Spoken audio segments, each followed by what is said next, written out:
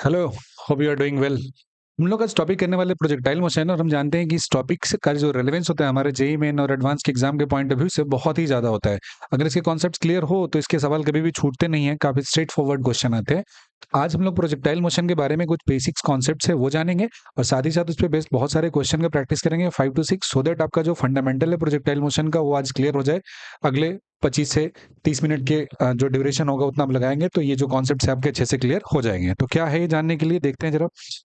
Projectile motion जो होता है ना, सबसे पहला बात कि प्रोजेक्टाइल मोशन मेरा कैसा होता है, 2 डायमेंशनल मोशन होता है। ये प्रोजेक्टाइल मोशन में किसी भी ऑब्जेक्ट को थ्रो करते हो तो ऑब्जेक्ट जो होता है वो 2 डायरेक्शन में चलते रहता है एक गिवन टाइम पे। सिंगल डायरेक्शन का मोशन नहीं है, 2 डायरेक्शन में होता है। जैसे ये बॉल है, इसको आपने ऐसा थ्रो किया तो बॉल को अगर आप देखोगे ध्यान से, बॉल आपका एक्स डायरेक्शन में भी चल रहा है और कैसा है, वाई डायरेक्शन में भी चल रहा है।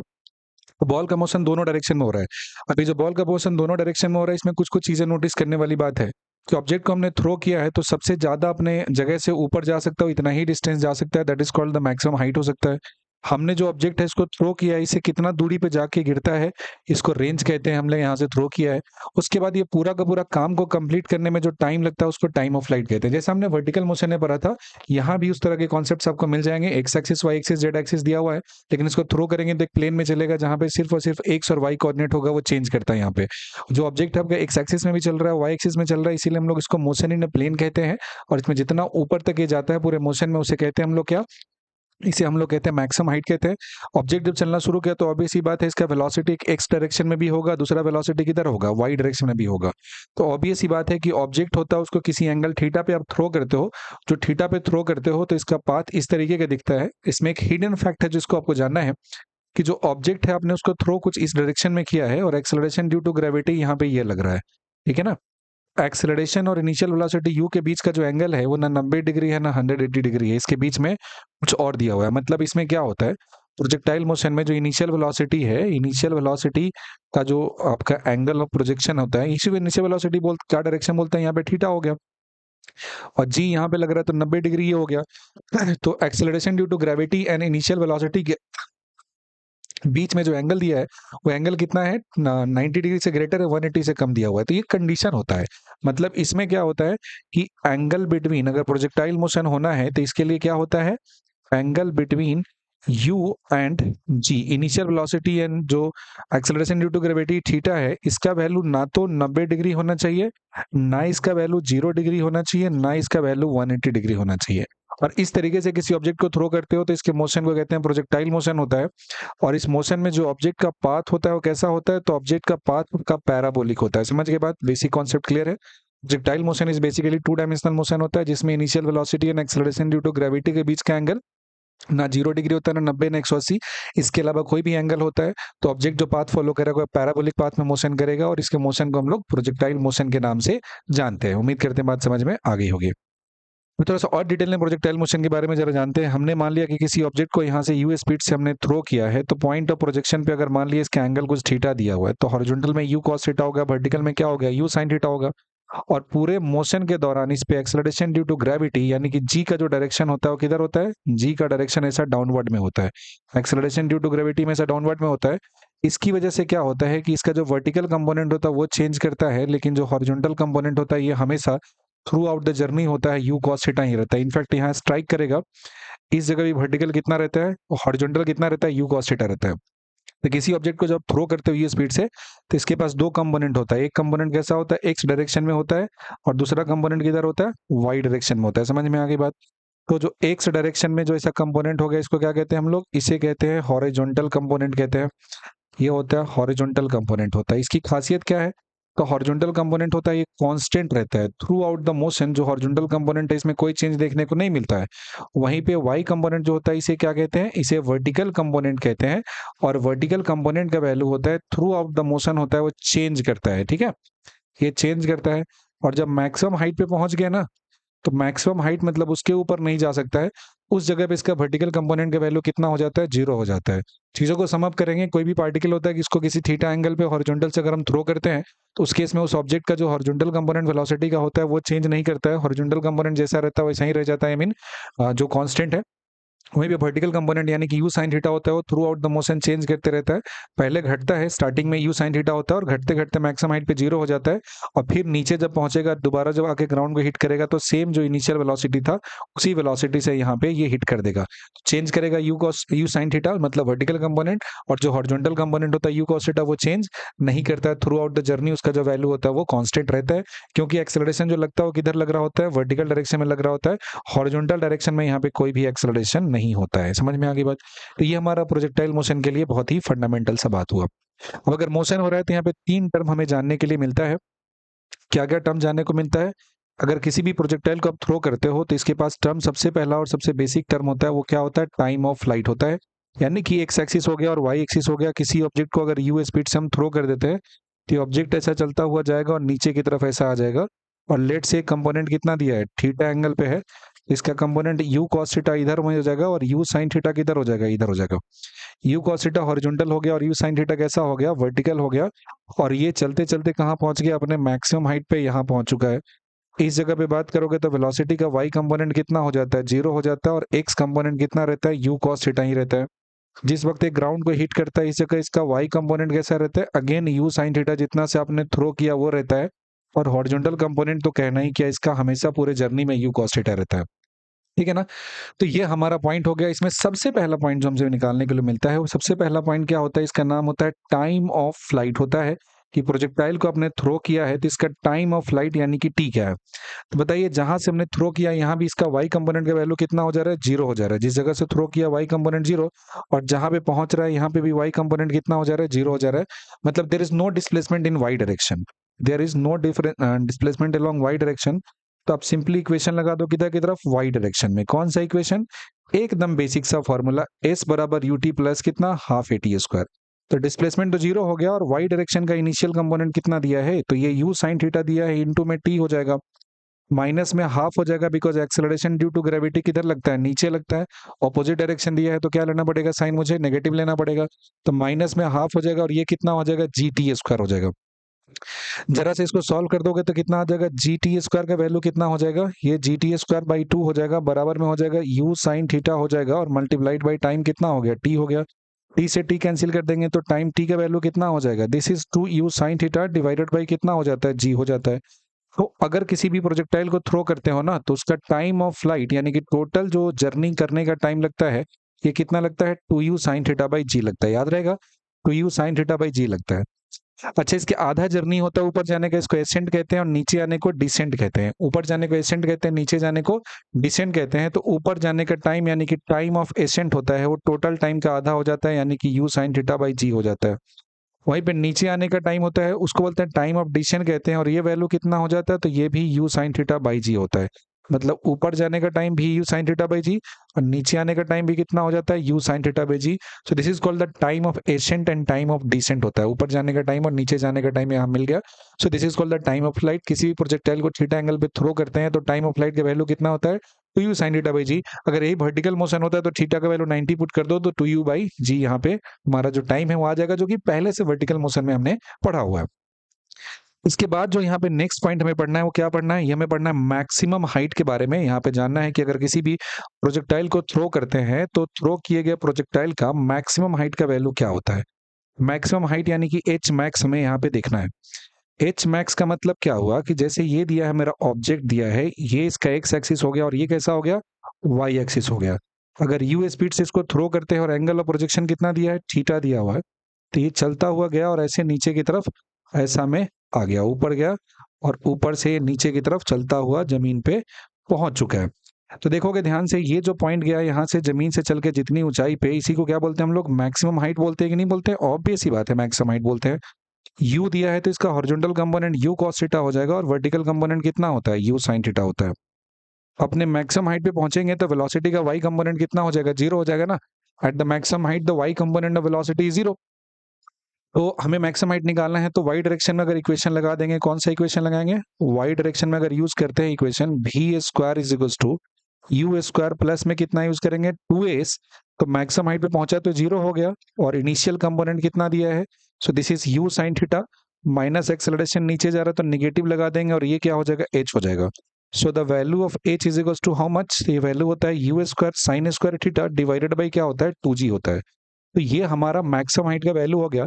किसी भी प्रोजेक्टाइल को हम थ्रो करेंगे तो अगर यू स्पीड से थ्रो करते हैं और हॉरिजॉन्टल से एंगल कितना बनाता है, थीटा बनाता है, उस केस में उस प्रोजेक्टाइल का जो मैक्सिमम हाइट अटेंड होगा उसका वैल्यू होगा you square sine square theta by 2g। आगे बढ़ते हैं। इसके बाद जो नेक्स्ट पॉइंट है ये क्या होता है, ये हमारा रेंज का कॉन्सेप्ट होता है। This is the concept of range. Range यानी कि आर। रेंज का मतलब क्या होता है कि कोई भी जो प्रोजेक्टाइल है उसे आप थ्रो करते हो, पॉइंट ऑफ प्रोजेक्शन से चल के वो कितने दूरी पे जाके ऐसा लैंड करता है। ये जो पॉइंट ऑफ प्रोजेक्शन है यहाँ से कितनी दूरी पे जाता है और यहाँ पे जाके ये लैंड कर जाता है। एंगल कितना हो जा रहा है, थीटा हो जा रहा है। स्पीड कितना हो जा रहा है, यू हो जा रहा है। ध्यान से देखो, तो स्टार्टिंग पॉइंट से चल के ये जो पॉइंट है फाइनल जहां पे पहुंचता है, इसे क्या कहते हैं हम लोग, इसे हम लोग कहते हैं रेंज यानी कि आर कहते हैं। तो रेंज कैसे निकालोगे, तो रेंज का जो वैल्यू होता है स्पीड से थ्रो की हो यू से थीटा एंगल पे, तो हॉरिजॉन्टल में हो गया यू कॉस थीटा, और वर्टिकल में कितना हो जाएगा, यू साइन थीटा हो जाएगा। Horizontal is you cos theta and vertical is you sine theta, यहाँ पे हो गया। तो रेंज का वैल्यू क्या होता है कि हॉरिजॉन्टल डायरेक्शन का वेलोसिटी तो कांस्टेंट है, चेंज नहीं करता है, तो हॉरिजॉन्टल वाले में टाइम से मल्टीप्लाई कर देना है। तो हॉरिजॉन्टल कंपोनेंट मेरा क्या दिया है, यू कॉस थीटा दिया है, और टाइम जहां पे बात करेंगे तो 2u साइन थीटा बाई जी मेरा पहले से नोन है। यानी कि रेंज का जो वैल्यू हो गया है कितना हो जाएगा, 2u स्क्वायर हो जाएगा, और ये वैल्यू हो जाएगा साइन थीटा, और ये वैल्यू कितना हो जाएगा कॉस थीटा डिवाइडेड बाई क्या आ जाएगा, जी आ जाएगा। अब देखोगे जरा, छोटा सा एक ट्रिग्नोमेट्री का फॉर्मूला होता है। क्या होता है फॉर्मूला, कि 2 साइन थीटा होता है इंटू कॉस थीटा का जो वैल्यू होता है कितना हो जाता है, ये साइन 2 थीटा के बराबर में हो जाता है। ये साइन 2 थीटा के बराबर हो जाता है। यानी कि रेंज का जो फॉर्मूला होता है ये लिखेंगे तो कितना हो जाएगा, this is you square sine 2 theta by कितना हो जाता है, जी हो जाता है। जो रेंज का फॉर्मूला है ये कितना है, you square sine 2 theta by g दिया है, और यहाँ से रेंज आर है, इसका वैल्यू कैलकुलेट होकर मुझे मिल जाएगा। एक और बात देखो, हमने पढ़ा है कि साइन में जब वैल्यू देखते हो तो साइन में पाई माइनस थीटा यानी कि 180 माइनस थीटा का वैल्यू कितना होता है, साइन थीटा होता है। ठीक है, कोई दिक्कत नहीं है।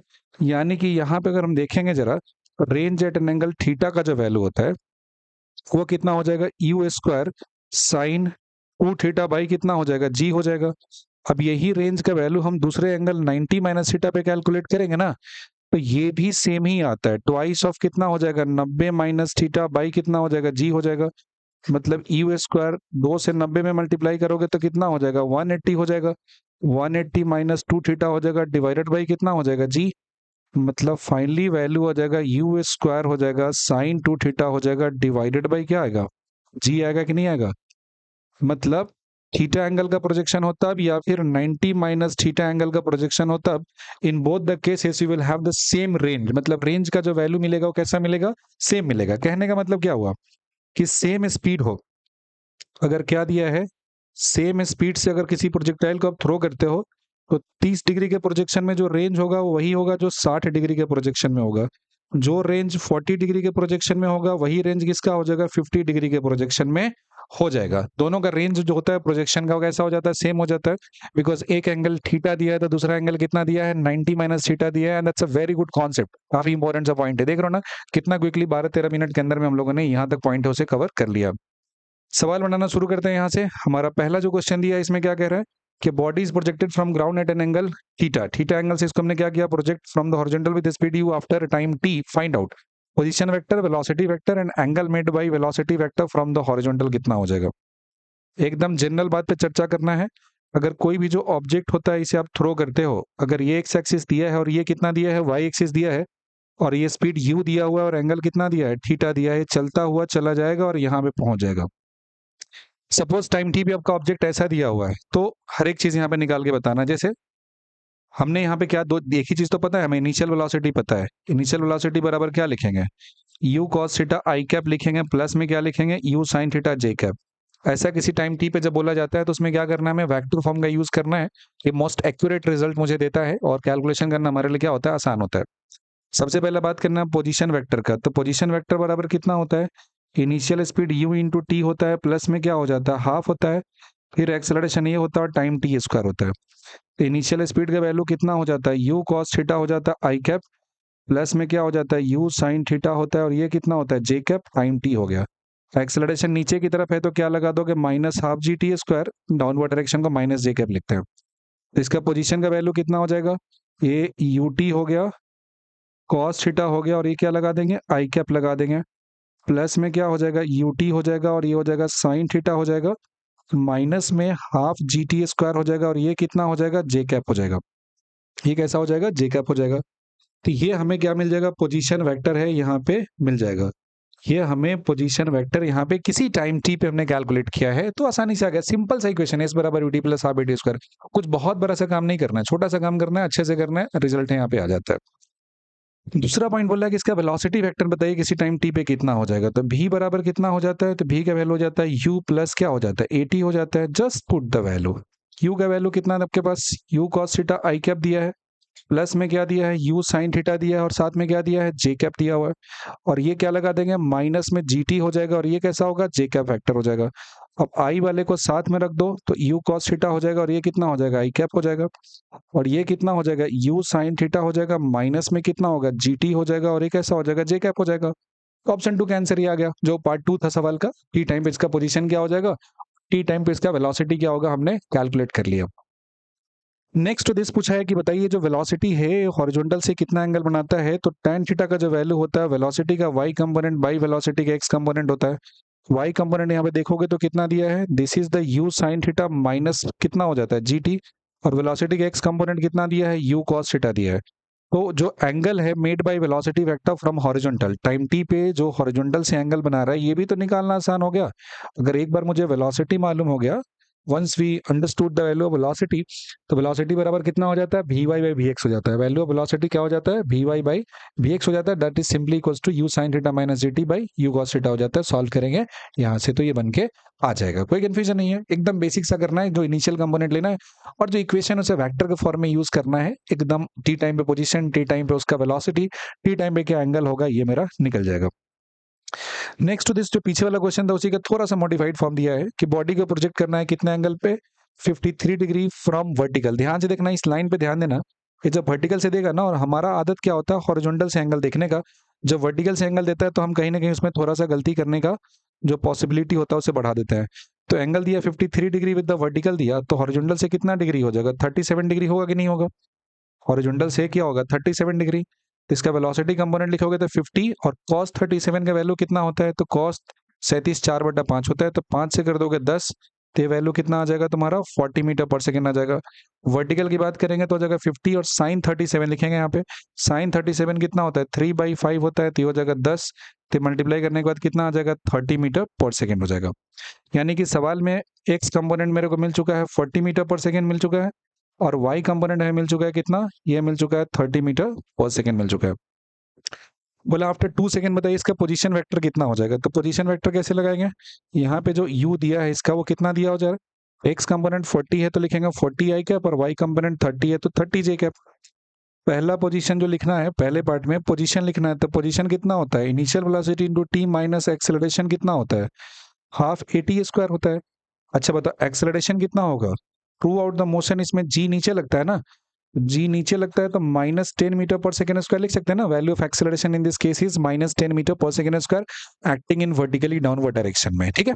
चलो, तो जब ये पॉइंट यहाँ पे लिख देंगे तो सीधा रख दो वैल्यू, आर का वैल्यू कितना हो जाएगा, यू का वैल्यू रखेंगे यहाँ पे तो हो जाएगा 40 आई कैप प्लस में 30 जे कैप, और जो टाइम दिया है, टाइम का वैल्यू कितना दिया है, 2 सेकेंड दिया है, माइनस हाफ हो गया, ये हो गया 10 हो गया, और ये कितना होगा 2 का स्क्वायर हो जाएगा, और ये कैसा होगा, जे कैप ना हो जाएगा, 2 से होगा 5 हो जाएगा, ये वैल्यू हो जाएगा 42 जा कितना हो जाएगा, दिस इज 42 जा हो जाएगा 80 आई कैप, प्लस में 32 जा कितना हो जाएगा 60 हो जाएगा, ये कितना 2 जा 4 20 हो जाएगा, तो 60 माइनस 20 हो जाएगा, कितना हो जाएगा 40 जे कैप हुआ ना। देखो ना 30 में 2 से करोगे तो 60 हो जाएगा, 2 का स्क्वायर 4 हो गया, 4 में 5 से करोगे तो 20 हो जाएगा, तो 60 में से 20 घटाओगे तो 40 हो जाएगा। तो इसका किसी टी टाइम पोजीशन का जो पोजीशन वेक्टर हुआ जिसको हमको डिनोट करना है, वो वैल्यू कितना आ जाएगा, 80 आई कैप प्लस 40 जे कैप हो जाएगा, ठीक है। देखो इसमें बोला कि वेलोसिटी का वैल्यू बताइए किसी टाइम टी पे, तो वेलोसिटी टाइम टी पे लिखेंगे तो क्या हो जाएगा, v इक्वल्स टू हो जाएगा u प्लस कितना हो जाएगा 80 हो जाएगा। तो v बराबर u का वैल्यू कितना दिया हुआ है, u का वैल्यू तो यही लिखा है ना, that is 40 I cap plus में कितना दिया है 30 जे कैप दिया है, और एक्सेलरेशन कितना दिया है -10 जे कैप दिया है, और टाइम की वैल्यू कितना लेना है मुझे, 2 सेकेंड लेना है। So the value is 40 I cap plus में 30 जे कैप -20 जे कैप, यानी कि वैल्यू कितना हो जाएगा 40 आई कैप हो गया यहाँ से, और 30 माइनस 20 कितना हो जाएगा, 10 ना हो जाएगा, 10 जे कैप हो जाएगा। 40 है कैप और 30 में से 20 घटा देंगे तो 10, तो हो जाएगा 10 जे कैप हो जाएगा। ठीक है, अगली पॉइंट है थर्ड में कि angle made by this velocity with the vertical, तो tan थीटा का वैल्यू होता है किसी भी टाइम पे जो वेलोसिटी का y component by x component होता है। ये x डायरेक्शन से एंगल दे देता है और यहाँ पे y कंपोनेंट 10 दिया है और x कंपोनेंट कितना दिया है, 40 दिया है, तो वैल्यू क्या आ जाता है मेरा, 1/4 आ जाता है। So the value of theta is equal to how much, तो वैल्यू हो जाएगा tan इनवर्स 1/4 आ जाता है। इतना आ जाता है वेलोसिटी का वैल्यू, थीटा बराबर tan इनवर्स 1/4 आ गया और ये अपना आंसर हो गया। तो इक्वेशन अगर हम आसानी से लगा पाते हैं ना स्ट्रेट फॉरवर्ड डायरेक्शन में, मेरा क्लियर है लॉजिक, तो मेरा कैलकुलेशन होकर यहाँ पे जो आंसर है वो काफी आसानी से आ जाएगा, बहुत बड़ा सा डील नहीं है, बस हमें इक्वेशन सही से लगाने आनी चाहिए। अगला एक पॉइंट दिया यहाँ पे क्वेश्चन है, ये क्या कह रहा है, बोला कि body is projected from ground with speed of 50 metre per second at an angle 60 degree from the horizontal, find out the time after which the velocity vector makes 30 degree from the horizontal. ये बढ़िया सवाल हो गया, 30 degree horizontal से जब angle बना रहा है उस वक्त बताइए कितना हो जाएगा इसका, फाइंड आउट द टाइम, किस टाइम पे ये जो हॉरिजॉन्टल से इतना एंगल बनाएगा। That's a conceptual question. कैसा क्वेश्चन हो गया, कॉन्सेप्चुअल क्वेश्चन हो गया। यहाँ पे स्टार्टिंग में जो ऑब्जेक्ट है इसको थ्रो कर दिया हमने और ये एंगल कितना दिया था, ये एंगल दिया था 60 डिग्री का एंगल दिया था। अब बोला है कि किसी वक्त पे जो वेलोसिटी है वो हॉरिजॉन्टल से कितना एंगल बना दे रहा है, 30 डिग्री का एंगल बना दे रहा है। So this angle is how much, 30 degree दिया है। और जो ओरिजिनल प्रोजेक्शन था वो कितना था, 50 मीटर पर सेकंड था ना, तो इसका जो हॉरिजॉन्टल हो जाएगा वो कितना हो जाएगा, 50 cos 60 होगा कि नहीं होगा, और 50 और cos 60 1/2 होता है, यानी कि वैल्यू कितना हो जाएगा, 25 मीटर पर सेकंड हो जाएगा। और इस जगह पे जो वेलोसिटी है वो बोला कि वेलोसिटी हॉरिजॉन्टल से कितना एंगल बनाना है, जिस जगह पे निकालना है 30 डिग्री, तो यहाँ हॉरिजॉन्टल कंपोनेंट क्या हो जाएगा मेरा, भी cos 30 डिग्री हो जाएगा। ठीक है, इस जगह भी cos 30 हो जाएगा, यहाँ पे कितना हो जाएगा 25। And as per the logic we know that कि हॉरिजॉन्टल कंपोनेंट होता कभी चेंज करता नहीं है, यानी कि भी cos 30 डिग्री हो जाएगा यहाँ पे, बराबर में कितना हो जाएगा 25 हो जाएगा, भी हो गया cos 30 कितना हो जाएगा, √3/2 हो जाएगा ना, बराबर में कितना हो जाएगा 25 हो जाएगा। तो वेलोसिटी का वैल्यू कितना होगा, 25 टू जा 50 होगा, डिवाइडेड बाई √3 हो जाएगा, मीटर पर सेकंड हो जाएगा। भी का वैल्यू हो जाएगा 50/√3 मीटर पर सेकंड हो जाएगा। मतलब जिस ऑब्जेक्ट को थ्रो किया आपने यहाँ से 50 मीटर पर सेकंड से, तो 50 cos 60 हॉरिजॉन्टल हो जाएगा यानी कि 25, और किसी टाइम टी पे गए तो बोला वेलोसिटी 30 डिग्री का एंगल बनाया, तो उसका भी हॉरिजॉन्टल तो भी cos 30 होगा ना, तो दोनों को इक्वेट किया तो वेलोसिटी मिल गया। अब देखो इसके आगे क्या करना है कि इस जगह पे वेलोसिटी का y कंपोनेंट अगर लिखेंगे तो कितना हो जाएगा, भी cos, ये कितना हो जाएगा, भी cos 30 तो हॉरिजॉन्टल हो जाएगा, तो वर्टिकल कितना हो जाएगा, ये वैल्यू हो जाएगा भी sin 30 हो जाएगा। और v का वैल्यू हमने निकाला हुआ है, कितना निकाला हुआ है, 50/√3 निकाला है, साइन 30 कितना होता है 1/2, यानी कि वैल्यू कितना हो जाएगा, दिस वैल्यू इज 25/√3। और यहाँ पे जो ओरिजिनल में निकालेंगे इसका y कंपोनेंट, तो ये कितना हो जाएगा 50 हो जाएगा और ये कितना हो जाएगा साइन 60 हो जाएगा। तो 50 हो जाएगा और साइन 60 कितना होता है, दिस इज √3/2 होता है। साइन 60 का वैल्यू √3/2 होता है, यानी कि वैल्यू कितना हो जाएगा 25√3 हो जाएगा। तो स्टार्टिंग में y कंपोनेंट कितना है, 25√3 दिया हुआ है, स्टार्टिंग में 25√3 दिया हुआ है, और t टाइम पे जो y कंपोनेंट का वेलोसिटी निकालना हमने, यहाँ से v का वैल्यू 50/√3 है, वहां से v sin 30 किया तो 25/√3 आ गया। तो क्या करोगे, हम लगाएंगे यहाँ पे y डायरेक्शन में इक्वेशन लगा देंगे, तो y डायरेक्शन में इक्वेशन लगा देंगे तो कितना हो जाएगा, भी y का जो वैल्यू होगा किसी भी टाइम पे वेलोसिटी निकालते हो, ये कितने के बराबर होता है, यू वाई होता है प्लस में ए वाई इंटू टी होता है। भी वाई का जो वैल्यू मेरा टी टाइम पे दिया हुआ है वो कितना दिया है, टी टाइम में वेलोसिटी का वाई कंपोनेंट दिया 25/√3 दिया हुआ है, बराबर यू वाई का वैल्यू कितना दिया है, दैट्स 25/√3, और एक्सेलरेशन कितना नीचे की तरफ लगता है 10 इंटू टी हो जाएगा। So the value 10t is equal to कितना होता है 25/√3 हो जाएगा, माइनस में कितना हो जाएगा, माइनस में हो जाएगा 25/√3 हो जाएगा। तो 25 में √3 से करोगे तो 25√3 इंटू √3 हो जाएगा, 25 इंटू 3 कितना होता है 75 होता है ना, माइनस कितना हो गया 25 डिवाइडेड बाई कितना हो जाएगा √3। So this value is equal to 50 by कितना हो जाता है √3 ना हो जाता है 10t, तो 0 से 0 कैंसिल कर देंगे। So the value of time t is equal to how much, ये वैल्यू हो जाएगा 5/√3 सेकेंड हो जाएगा। टाइम का वैल्यू कितना हो जाएगा 5/√3 सेकेंड हो जाता है, और ये वो टाइम है जिसके बाद जो आपका नेट वेलोसिटी होगा वो हॉरिजॉन्टल से 30 डिग्री का एंगल यहाँ पे फॉर्मेशन कर रहा होगा। यहाँ तक लॉजिक एकदम अच्छे से क्लियर होना चाहिए, कोई कंफ्यूजन नहीं होना चाहिए। एक पॉइंट और करते हैं, बोला कि body of mass is projected from ground with speed U at an angle theta with horizontal, find the initial velocity vector. बहुत सिंपल सा बात है, एकदम बेसिक बेसिक बातें पूछी गई। क्या होता है ना, रिपीट करने से ना चीजें हमें याद होती है। This is the X axis and this is the Y axis. ये स्पीड यू से थ्रो किया गया और एंगल कितना हो जा रहा है, थीटा हो जा रहा है। तो यहाँ पे जो कंपोनेंट हो जाएगा वो कितना हो जाएगा, this is you cos theta and this is you sine theta हो जाएगा। दो चीजें क्लियर है। तो पहला पार्ट की बात करेंगे, इनिशियल वेलोसिटी वेक्टर कितना हो जाएगा, तो यू का वैल्यू हो जाएगा यू कॉस थीटा हो जाएगा, और ये क्या हो जाएगा, आई कैप हो जाएगा। प्लस में क्या हो जाएगा, यू साइन थीटा हो जाएगा, जे कैप हो जाएगा। दूसरा पार्ट जो बोला है कि velocity vector when the body strikes the ground, तो बॉडी जब चलता चलता आता है और यहाँ पे ग्राउंड पे स्ट्राइक करने वाला होता है ना, इसमें क्या होता है कि हॉरिजॉन्टल डायरेक्शन में जो कंपोनेंट यू कॉस थीटा था वही रह जाता है। वर्टिकल डायरेक्शन में जो कंपोनेंट होता है यू साइन थीटा, वो कैसा हो जाता है, रिवर्स हो जाता है, उल्टा हो जाता है। यानी कि इस जगह पे जब बात करेंगे वेलोसिटी का वैल्यू, तो इसका कैसे लिखना पड़ेगा, यू कॉस थीटा हो जाएगा आई कैप, और वर्टिकल कंपोनेंट हो जाएगा ये उल्टा हो जाएगा जो प्रोजेक्शन का था, तो ये हो जाएगा माइनस में you sine theta J cap हो जाएगा। कैसा हो जाएगा, माइनस में you sine theta J cap हो जाएगा। तो दूसरा हो गया। थर्ड दिया है velocity vector at the top most point. Projectile में टॉप मोस्ट पॉइंट पे जब तुम पहुंचते हो ना, तो टॉप मोस्ट पॉइंट पे वेलोसिटी का जो वाई कंपोनेंट होता है ना, ये जीरो हो जाता है। टॉप मोस्ट पॉइंट पे वेलोसिटी का वाई कंपोनेंट जीरो हो जाता है, सिर्फ और सिर्फ कौन सा कंपोनेंट रहता है, एक्स कंपोनेंट रहता है। यानी कि यहाँ पे जो वेलोसिटी लिखेंगे टॉप मोस्ट पॉइंट पे, सिर्फ यू कॉस थीटा होगा और डायरेक्शन कैसा होगा, आई कैप हो जाएगा, टॉप मोस्ट पॉइंट का वेलोसिटी हो जाएगा। ठीक है, टॉप मोस्ट पॉइंट में पहुंचेंगे तो वेलोसिटी का वैल्यू ये हो जाएगा। अब दूसरा देखो, चौथा पॉइंट बोला है कि change in momentum between the point of projection and making point and the striking point on the ground. Change in momentum का जो वैल्यू होता है, ये वैल्यू कैसा हो जाएगा, फाइनल मोमेंटम हो जाएगा, माइनस में क्या हो जाएगा, इनिशियल मोमेंटम। यानी कि एम हो जाएगा भी फाइनल हो जाएगा, माइनस में भी इनिशियल हो जाएगा। अब जरा देखो, यहाँ पे दिया इनिशियल और ये दिया है फाइनल, तो चेंज इन वेलोसिटी लगाएंगे तो ये हो जाएगा, इसको फाइनल कर दो और इसे कर दो इनिशियल। तो भी फाइनल माइनस भी इनिशियल करेंगे ना, you cos theta minus you cos theta, तो कितना हो जाएगा, जीरो हो जाएगा ना। ये माइनस यू साइन थीटा में से माइनस यू साइन थीटा घटेगा तो वैल्यू कितना हो जाएगा, माइनस में टू यू साइन थीटा हो जाएगा। तो डायरेक्शन कैसा हो जाएगा, जे कैप हो जाएगा। तो वैल्यू हो गया M into minus two U sine theta हो जाएगा, जे कैप हो जाएगा। मतलब this is minus two M U sine theta, क्या हो जाएगा, जे कैप हो जाएगा। So the value of change in momentum, जब आपका ऑब्जेक्ट चलते हुए जाएगा और ग्राउंड को दोबारा हिट करेगा, दोबारा स्ट्राइक करेगा, तो कितना हो जाएगा, minus two M U sine theta J cap हो जाएगा। और यहां से कैलकुलेट करेंगे तो हमारा चेंज इन जो लीनियर मोमेंटम ऑब्जेक्ट का वो भी आ गया। उम्मीद करते हैं प्रोजेक्टाइल का जो फंडामेंटल कॉन्सेप्ट है मेरा, प्रोजेक्टाइल से रिलेटेड जो बेसिक बात है वो आज हमारा क्लियर हो गया। आने वाले क्लास में फिर इसके आगे फर्दर जो पॉइंट्स है उसका जो कॉन्सेप्ट है और साथ में जो क्वेश्चन है वो हम कंटिन्यू करेंगे। लेकिन अभी के लिए इतना ही काफी पॉइंट वाइज चीजों को एक्सप्लेन किया है और इसके जो फंडामेंटल्स होते हैं आपके अच्छे से क्लियर हो जाना चाहिए। तो होप यू अंडरस्टूड दिस, और कैसा लगा बताइएगा जरूर। अभी के लिए इतना ही, मिलते हैं अगले क्लास में, तब तक के लिए बाय बाय।